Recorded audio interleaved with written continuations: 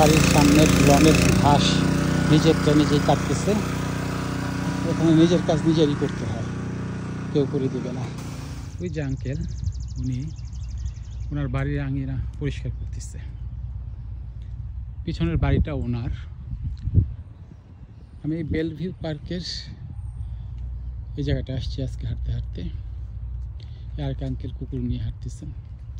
তো দেখানোর বিষয়টা হচ্ছে এই যে আঙ্কেল এই যে বিনে টোকা টোকা জিনিসপত্র এনে এখানে ফেলতেছে।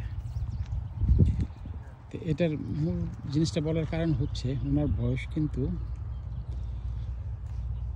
80-র ওপরে, 80 to 90s ঘরে হবে। তো এখানে তো মানুষ সবাই ফিটফাট থাকে, ক্লিন থাকে, জিন্স প্যান্ট পরে, টি শার্ট পরে। আবার আমি দেখানোর চেষ্টা করতেছি জুম করে, কারণ কাছের থেকে গেলে মাইন্ড করবে। কারণ এই দেশে ওই যে পরিষ্কার ওই যে উঠাচ্ছে ওনার বাড়ির আঙিনা থেকে, পার্কের পাশে ওনার বাড়ি, ওনার বাড়ির আঙিনা থেকে উনি বিভিন্ন যেগুলি ওয়েস্ট কিছু আসে না বাতাসের সাথে উড়ে,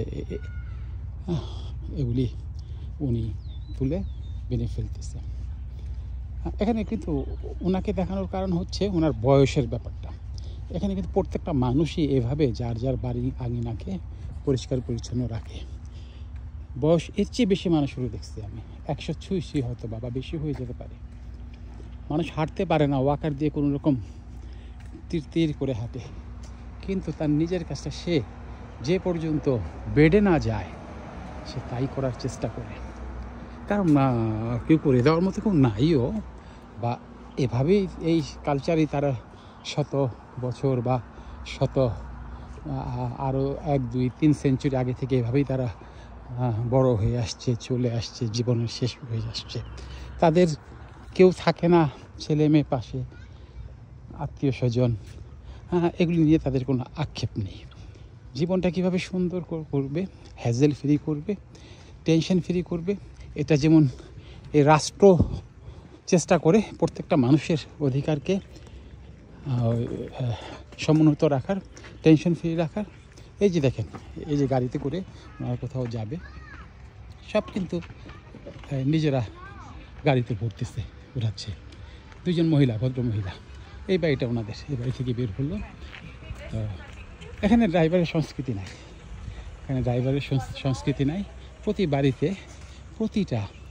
প্রতিটা মানুষ হিসেবে যারা স্বাবলম্বী, যারা চাকরি করেন, বিজনেস করেন, যাই করেন, তাদের সবাই ম্যান টু ম্যান গাড়ি আছে। টয়োটা করোলা ক্রস গাড়ি, এটা গাড়ি আছে, কিন্তু সব কাজ তারা নিজেরাই করেন।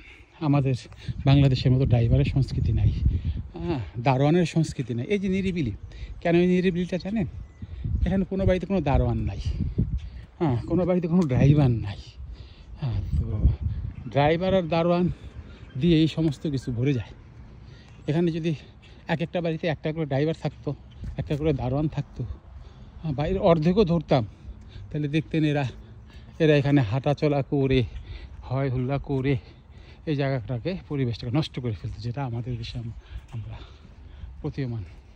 আমাদের Head northeast on 7th Avenue towards Sanderson Street.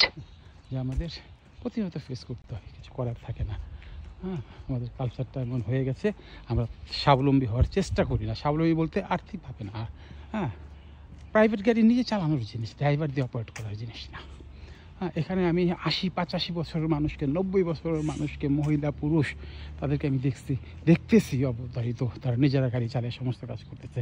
অন্তত বাজারটা তো করতে যেতে হবে, সুপার স্টোরে যেতে হবে, তাই না?